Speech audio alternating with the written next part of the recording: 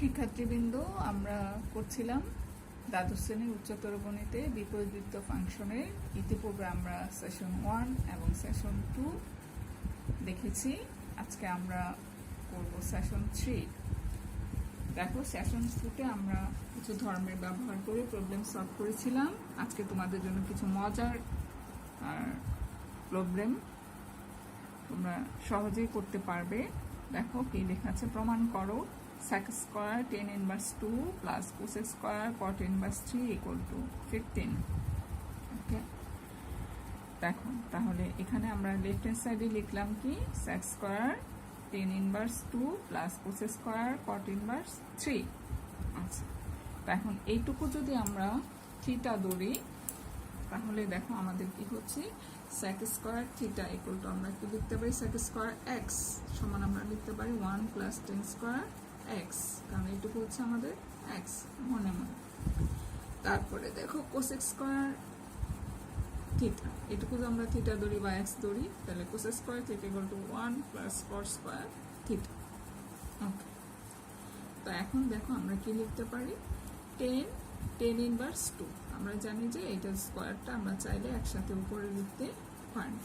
এক্ষেত্রে একই রকম 1 প্লাস cot ইনভার্স 3 আমরা স্কোয়ারটা উপরে দিলাম, তো সেক্ষেত্রে আমাদের 1। আর এখানে আমরা কি পেলাম, দেখো tan ইনভার্স আমরা ওই যে দ্বিতীয় ফাংশনের ধর্মাবলী থেকে পড়েছিলাম tan inverse x equal to x, that means tan inverse 2 equal to 2। আর উপরে স্কোয়ার থাকার কারণে সেটা হয়ে গেল আমাদের 2 স্কোয়ার। আর এই 1 এর জায়গায় 1 আসলো। এখানেও একই রকম দেখো cot ইনভার্স 3 ইকুয়াল টু আমরা কি লিখতে পারি 3, আর উপরে স্কোয়ার থাকার কারণে সেই স্কোয়ার হলো।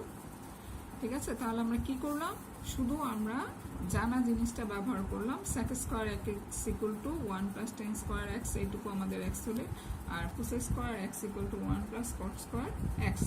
আর এখানে এসে আমরা কি করলাম, tan স্কোয়ার tan ইনভার্স 2 কে আমরা লিখতে পারি tan ইনভার্স 2 তার স্কোয়ার, আর cot ইনভার্স 3 কে আমরা লিখলাম cot ইনভার্স 3 তার স্কোয়ার। তো 1, আর এখানে আমরা বলছিলাম tan inverse x equal to x, আর উপরে স্কোয়ার, সেই স্কোয়ারটা আসলো। এখানে 1 এর জায়গায় 1 আসলো। আর cot ইনভার্স 3 ইকুয়াল টু আমরা কি লিখতে পারছি স্কোয়ার। আচ্ছা, তাহলে আমরা কি লিখতাম 1 plus 4 plus 1 plus 9, that means যোগ করার পরে অ্যাড করার পরে আমরা কি পেলাম 15।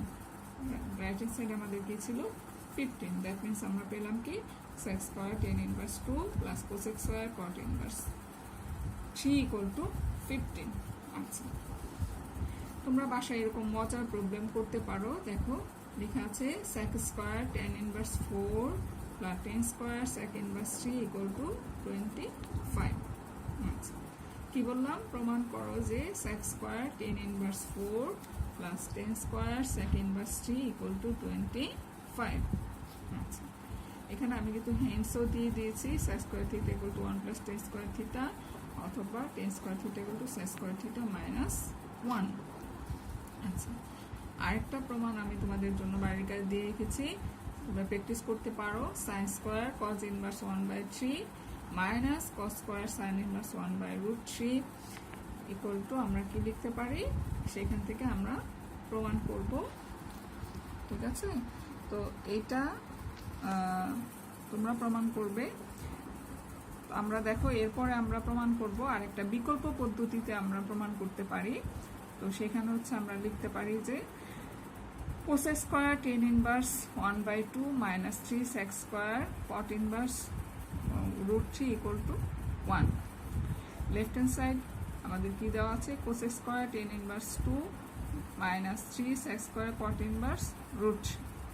আচ্ছা, তো এখন দেখো cosec স্কোয়ার থিটা যেটা আমাদের কি ছিল cosec, আমরা বলছিলাম স্কোয়ারটা উপরে লিখতে পারি, সেখানে cosec tan ইনভার্স হাফ আর স্কোয়ারটা উপরে দিলাম, এখানে 3 ইন্টু sec cot ইনভার্স 3 তার উপরে দিলাম আমরা। আচ্ছা, এখন দেখো আমরা বলছিলাম যে এখানে তো আমরা সূত্র ব্যবহার করে ভেঙে ফেলছিলাম, সূত্র ছাড়াও আমরা কি করতে পারি, সেখানে আমরা tan কে cos এ নিতে পারি, অথবা cosec এ নিতে পারি, অথবা cosec কে tan এ নিতে পারি। দেখো তো আমাদের এখানে কি দেওয়া আছে, tan ইনভার্স হাফ। তো আমরা দেখো ত্রিভুজ এঁকে ওইটা করতে পারি, এটা tan inverse half, ten inverse half মানে কি লম্ব বাই ভূমি, তাহলে লম্ব হচ্ছে আমাদের 1 আর ভূমি হচ্ছে 2। সেই ক্ষেত্রে আমরা অতিভুজ কত পেলাম √5। তো আমরা কোসেক থিটা সমান আমরা কি জানি, আমরা জানি যে কোসেক থিটা ইকুয়াল টু আমাদের অতিভুজ বাই কি লিখতে পারি আমরা অতিভুজ বাই লম্ব। তাহলে আমরা কি লিখলাম কোসেক ইনভার্স কি লিখবো আমরা √5। তাহলে আমরা পাশের ত্রিভুজ হতে পাই cot inverse √3 equal to sec inverse 2/√3। Left hand সাইডে আমরা কি লিখতে পারি কোসেক এই টার্মটা আমরা করতেছি, দেখো কোসেক ইনভার্স √5 তার স্কোয়ার মাইনাস 3 sec ইনভার্স 2/√3 তার হোল স্কোয়ার। তাহলে আমাদের লেফট হ্যান্ড সাইডে এটা ছিল আর এটা ছিল, সেখান থেকে আমরা মান বসাইলাম। দেখো কোসেক ইনভার্স √5 এটার মান আমরা পেয়েছিলাম কত, সেখান থেকে আমরা মান বসালাম। তাহলে কোসেক আর কোসেক ইনভার্সে আমাদের অমিট হয়ে গেল, থাকলো হচ্ছে √5 প্লাস স্কোয়ার মাইনাস 3 ইন্টু 4/3। তাহলে আমরা কি পেলাম 5 - 4 ইকুয়াল টু কত পেলাম আমরা 1। তাহলে আমাদের রাইট হ্যান্ড সাইডে কত ছিল, রাইট হ্যান্ড সাইড ছিল কত আমাদের 1। তাহলে আমরা হয় এভাবে ফর্মুলা দিয়ে করতে পারি অথবা আমরা চিত্র এঁকে করতে পারি। এই একই টাইপসের প্রবলেমগুলো আমরা দুইভাবে সমাধান করতে পারি। এক হচ্ছে আমরা ফর্মুলা দিয়ে করতে পারি, আরেকটা হচ্ছে আমরা চিত্রের সাহায্যে এক অনুপাত থেকে আরেক অনুপাতে পরিবর্তন করে আমরা মান বের করতে পারি। আচ্ছা, আরেকটা মজার প্রবলেম দেখো, সেটা হচ্ছে যে আমরা আগের অনুপাতকে চিন্তা করে পরের অনুপাত পরিবর্তন করে মান নির্ণয় করতে পারি। cot cos inverse sin tan inverse 3/4 equal to 3/4। আচ্ছা, তো এখন দেখো আমরা কি লিখতে পারি, লেফট হ্যান্ড সাইডে আমাদের কি দেওয়া আছে cot cos inverse sin tan inverse 3/4। পাশের ত্রিভুজতে আমরা পাই কত tan inverse 3/4 equal to sin inverse 3/5। আচ্ছা, এখন দেখো আমরা লেফট হ্যান্ড সাইড আমাদের কি দেওয়া আছে cot cos inverse sin inverse 3/5। ওকে, তো আমাদের দেখো sin ইনভার্স, আর এখানে আমরা কি করলাম, আমাদের এখানে ছিল কত sin আর এখানে ছিল আমাদের tan ইনভার্স। তাহলে আমরা এই tan ইনভার্স থেকে যদি আমরা sin ইনভার্সে পরিবর্তন করতে পারি, তাহলে আমাদের বিপরীত ফাংশনে যে রোলস ছিল সেখানে আমাদের কি ছিল sin inverse x equal to x। দেখো এখানে আমরা কি পেলাম sin inverse x equal to আমরা কি লিখতে পারি, এইটুকু আমাদের অমিট হয়ে যাবে, থাকবে কত 3/5। এখন দেখো লেফট হ্যান্ড সাইডে আমাদের কি আছে cot cos ইনভার্স 3/5। আমরা কি পেলাম cot cos ইনভার্স 3/5। তার মানে আমরা cot এ পরিবর্তন করতে পারি, তাহলে আমাদের cot আর cot ইনভার্সে বাদ হয়ে যাবে। দেখো পাশের ত্রিভুজ যদি পাই আমরা, এখানে আমরা মান বসাইলাম cos থিটা ইকুয়াল টু কত আমাদের কি ছিল ভূমি বাই অতিভুজ। তাহলে আমাদের কি হলো, এটা হলো ভূমি আর এটা হলো আমাদের অতিভুজ। সেখান থেকে আমরা বের করলাম লম্বের মান, আর আমরা লিখতে পারি cos inverse 3/5 equal to cot inverse 3/4। That means left hand সাইডে আমরা কি পেলাম cot ইনভার্স 3/4। তাহলে cot আর cot ইনভার্স আমাদের অমিট হয়ে গেল, থাকলো কত 3/4। তাহলে আমরা কি লিখতে পারি, তাহলে আমরা লিখতে পারি যে cot cos inverse sin tan inverse 3/4 equal to 3/4। তো শিক্ষার্থী বন্ধুরা, এখানে আমরা তোমাদের আগে একটা হোমওয়ার্ক দিয়েছিলাম, সেটা আসলে প্রমাণ করা হবে না, এটা হবে আমাদের হচ্ছে মান নির্ণয় করো। মান নির্ণয় করো, কার মান নির্ণয় করবো, sin square cos inverse 1/3 minus cos square sin inverse 1/√3। এটা তোমাদের জন্য হোমওয়ার্ক ছিল, সেখানে আমাদের লিখেছিল প্রমাণ করো হবে না, এটা হবে মান নির্ণয় করো sin square cos inverse 1/3 minus cos square sin inverse 1/√3।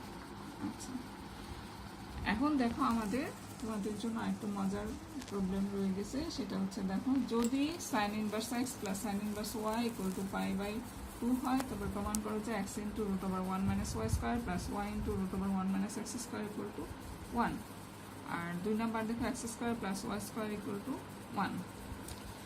এখন দেখো আমাদের দেওয়া আছে কি sin inverse x plus sin inverse y equal to π/2। আমরা ওই যে ধর্মের মধ্যে পড়েছিলাম sin inverse x plus sin inverse y equal to sin inverse x into √1 - y square plus y into √1 - x square equal to π/2।